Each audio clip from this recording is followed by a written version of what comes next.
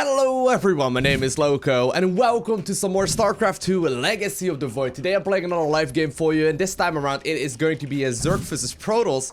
And my opponent is asking, have I heard your name before? Are you a streamer? Yeps, but I am also a YouTube kind of guy. There you go. That sort of describes what I do. That works quite well. Anyways guys, we're playing a Zerg vs Protoss, and it's gonna be a pretty greedy one for me. I'm gonna try my very best here to open up with triple hatchery before adding on the spawning pool, so we'll see. Yep. All kinds of videos, including live games. It's kind of funny when you play on your main account, right? I've got a couple accounts in StarCraft 2, and I try and focus a lot on playing on the other accounts as well, but this one, my main one, is just the Loco one. And, you know, oftentimes people do recognize the nickname, at least probably in about half the game. Alright. I like this guy. I like this guy. Even though he's running a bit of a cheesy build, it looks like, though. I saw that probe there in my third base, or in my in-base natural. I don't know if he's gonna go ahead and cannon rush me or what. Wow, this guy! He's talking. Oh, right. Nice videos, Loco. Nice videos. Fine. Fine. You want to play it like this, sir? You want to play it like this? I'm glad you like the content. I'm glad you like the content, sir. Really appreciate that. What a guy. What a guy. Talking about how he likes the content, then he cannon rushes me. Well, there's only one thing we can do now, and that is beat his ass up.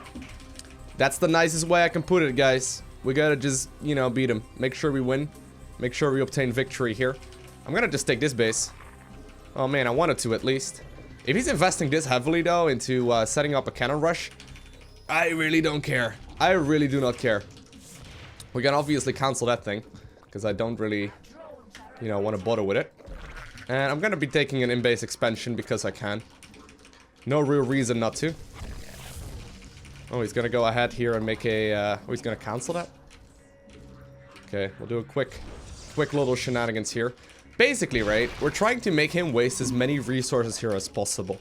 I've already decided the strategy that I want to go for, and for those of you that have been watching the YouTube videos for a little bit longer, you know my favorite response to this, because I am still convinced that cannon rushes are not something you can win games with, honestly.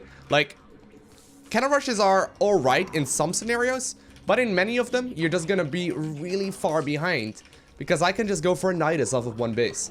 I will be able to throw the Nidus up in his main base before he can really go ahead and even finish up the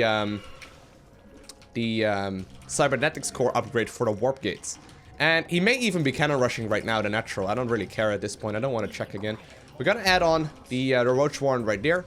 And as soon as I can, I'm gonna start producing more and more queens. Now, I'm secretly hoping that he is gonna be cannon rushing the natural here as well. But the thing is, like, I can push before his cyber core upgrade finishes up. And since he can't actually, like, really pressure me until much later, and since we now also have the addition of the Ravager in Legacy of the Void, my Nidus can't just be shut down. Now, he does have a bigger economy than me here for sure. We'll have to find out kind of where the, where he is going to be putting up his pylons, because the Photon overchart is something to keep in mind here.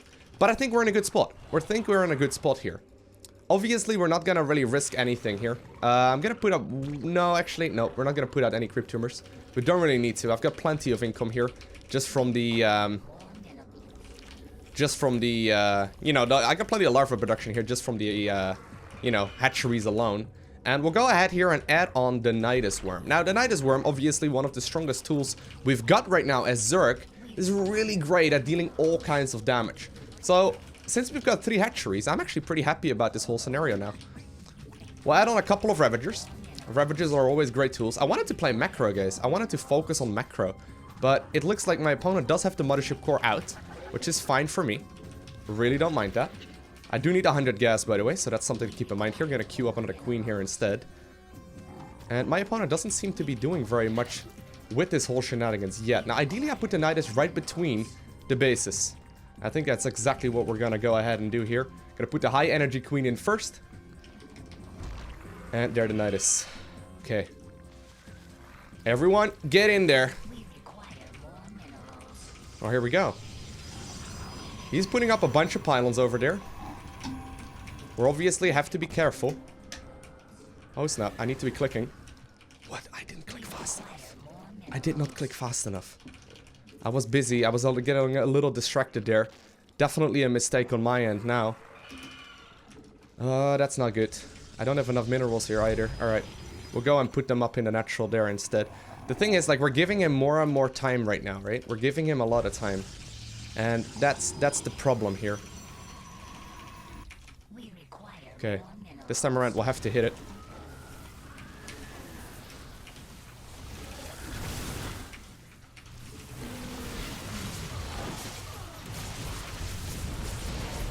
Okay. Okay.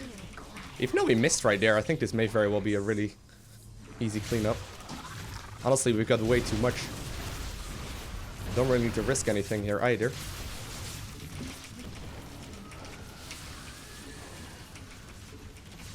That's it. We're gonna move up the ramp.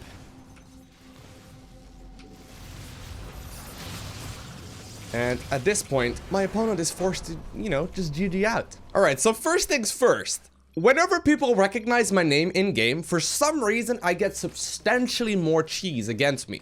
I don't know why that is. I think those are the kind of replays that you share with your friends or whatever. I don't consider myself to be very famous or whatever, but it's pretty fascinating. Either way, here's the philosophy behind this build. So, my opponent is going for the cannon rush, right? Look at this. I spent 300 minerals on the hatchery. I spent 50 minerals on the drone. That is 350 minerals right there on the hatchery. My opponent is investing, first off, 3 pylons, which is 300 minerals already. Then also the Photon Cannon, plus a bunch of, you know, missed mining time. So in total, right now, already, there's roughly about 500 minerals wasted. Now, it's gonna go ahead and cancel a bunch of these things. Obviously, it's hard to say exactly how much he's losing. But in total, point being, he is losing more income than I am losing on this hatchery. And since I canceled the hatchery as well, I basically lose very, very little. And that's where this comes down from. So, in order for him to do all of this aggression, right, and in order for him to actually get ahead, he needs to make an expansion as well. Because otherwise, it's one base versus one base, at which point he doesn't really reach an advantage. Now, once they go for this natural, that means 2 things. First off, he invested a ton of resources early on to make sure that my natural is gonna get cancelled. Secondly, he's investing a lot of minerals as well to get his economy settled. Now, he can wall off the ramp. He can defend the ramp with relative ease. The problem is that he's not gonna have tech out in time. Like, in order to put down a, for example, robotics facility, he needs the cyber core and he needs the gateway. And in order to make the gateway and the cyber core, he first off needs to have minerals, and he doesn't have any of those. So, the fact of the matter is that in a lot of scenarios, if you go ahead and take the double gas immediately, like I was doing in this particular match, and you tech up towards the lair as soon as possible while getting a bunch of extra hatcheries, you're A-okay. And like I was talking about in the game as well, if he would invest even more minerals, right, and taking his natural down, that's gonna, like, delay this whole tech situation here even more. And since he feels threatened, he's even adding on, like, an extra cannon here at home for defense and another gateway as well. So, 4 minutes into the game is finally where that cybernetics course finished up. Well, technically slightly earlier. But that's the point where I'm already producing 6 roaches myself and my lair's already done. The gateway upgrade, or like the warp gate upgrade right here, is 114 seconds. Now, gotta keep in mind, the very fastest my opponent, and you know, he's investing a lot into early game defense right now, but the very fastest my opponent could have really, you know, gotten the warp gate upgrade finished would have been 6 minutes. In this case, he's even delaying it. He's not even making it, right?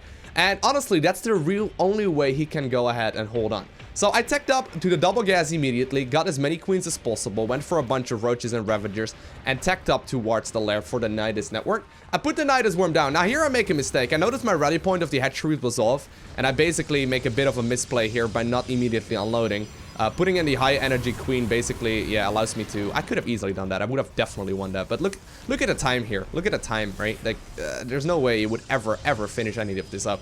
And since I wouldn't be able to walk up his ramp, right? Like, even his ramp is pretty vulnerable, but that would be pretty tricky to pull off. But because I can't really walk up the ramp because of the sentry and the photon overcharge and whatnot, taking them out from the inside in, like, you know, from inside of their actual base, it's pretty easy. So as long as you put in the high energy queen first, they will also pop out first. That's a really important subject.